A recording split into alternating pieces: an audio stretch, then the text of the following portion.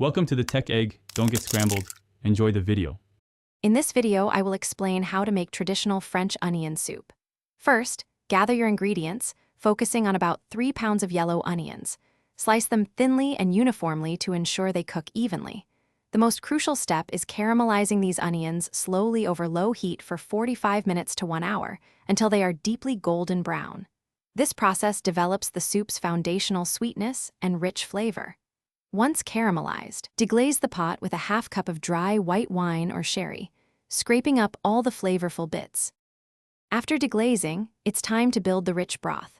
Carefully pour in about 6 cups of high-quality beef broth. For an authentic touch, add 1 bay leaf and a small sprig of fresh thyme to the pot. Bring the soup to a gentle simmer and let it cook for at least 30 minutes.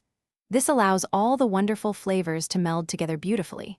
Taste and adjust the seasoning with salt and freshly ground black pepper to your preference, ensuring a perfectly balanced flavor profile. Now, let's prepare the iconic gratin topping. Slice a fresh baguette into 1-inch thick rounds. You'll need about 8 to 10 slices.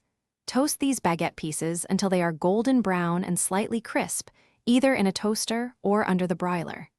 Next, grate a generous amount of Gruyere cheese, approximately 8 ounces, as this cheese melts beautifully. Ladle the hot soup into individual oven-safe bowls, then float 1 or 2 toasted baguette slices on top of each serving.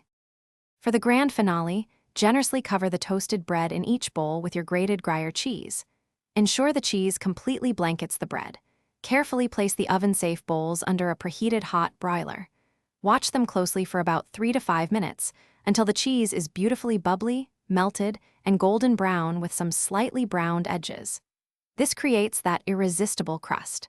Serve your traditional French onion soup immediately, but remember the bowls will be extremely hot.